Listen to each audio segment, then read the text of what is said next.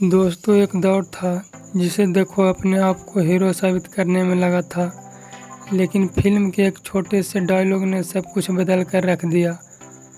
उसके बाद तो हर कोई अपने आप को विलेन कहने लग गया। कहते हैं ना, हर पिक्चर में कोई एक होता है। तुझे देखकर मुझे ऐसा ही लगा। कौन हीरो? नहीं, विलन। चिंता मत करो।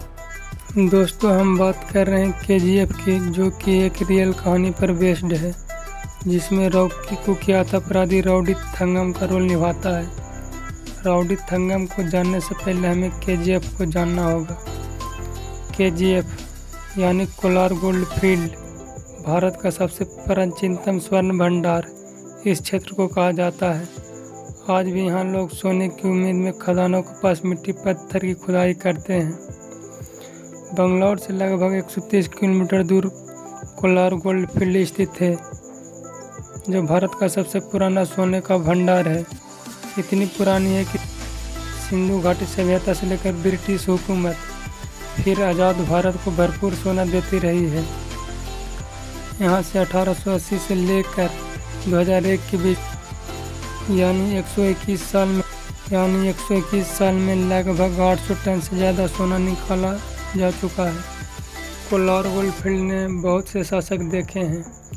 यहाँ प्रथम शताब्दी से लेकर अलग अलग समय में खुदाई होती रही है, जिनमें सबसे पहले गंगास, फिर 900 ईस्वी से लेकर 1000 ईस्वी के बीच चोल साम्राज्य, 13वीं ईस्वी से 16वीं शताब्दी तक विजयनगर साम्राज्य, 16वीं शताब्दी से विजयनगर साम्राज्य से लेकर 18वीं शताब्दी तक मैसूर के राजा टीपू सुल्तान के काल तक सम्मिलित है।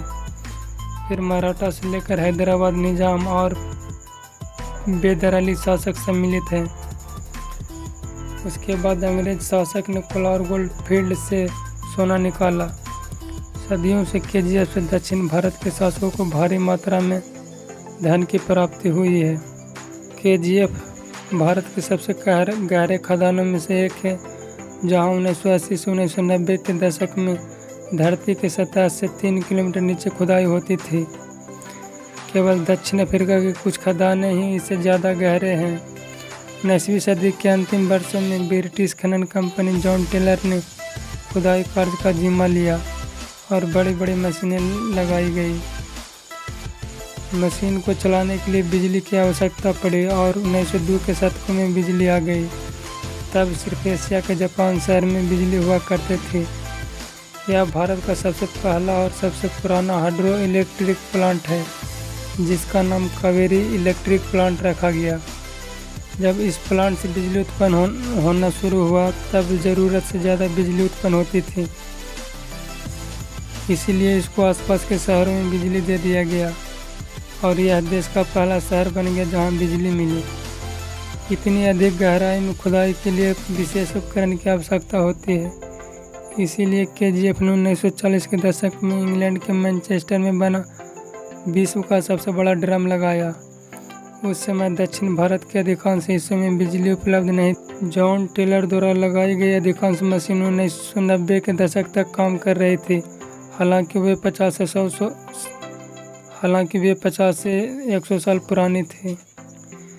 ब्रिटिश शासन में यहाँ बहुत सारा ब्रिटिश रहा करते थे, इसलिए इसको लिटिल इंग्लैंड कहा जाता था, क्योंकि यहाँ का रहन सहन, घर और वातावरण इंग्लैंड से मिलता जुलता था। भारत आज़ादी के बाद 1956 में इन खदानों को राष्ट्रीयकरण कर दिया गया, जिससे 1970 में बीजीएमएल यानी भारत गोल्ड माइन लिमिटेड ने इस खदानों को अपने हाथों में ले लिया। लेकिन शुरुआत में सफलता पाने के बाद भारी रकम, स्टाफ सहित कई कारणों के चलते कंपनी को फायदा का दिन घटते चला गया और 1979 आते आते ऐसी स्थिति हो गया कि अपना स्टाफ का तनख्वाह देना कठिन हो गया था। बाद में इसे बीमारी घोषित कर दिया गया और कंपनी को आधे से ज़्यादा स्टाफ की छटनी कर दी। आधुनिक खुदाई का काल 1880 से 2001 लगभग 120 वर्षों तक रहा। 2001 में सरकारी company Bharat gold mine limited ने परिचालन बंद कर दिया, क्योंकि प्रति वर्ष खुदाई से प्राप्त स्वर्ण का मूल्य किसी भी रूप में परिचालन लागत के बराबर भी नहीं हो रहा था। किंतु KGF का अस्तित्व अभी भी समाप्त नहीं हुआ है। 2016 में नरेंद्र मोदी सरकार ने KGF नीलामी की घोषणा की। इसीलिए लगता है कि दक्षिण भारत विदुषर जो अभी भूता शहर के शक्ल में है, इसका भाग दोबारा पुनः खुल सकता है। माना जाता है कि कोलार गोल्ड फील्ड में अभी भी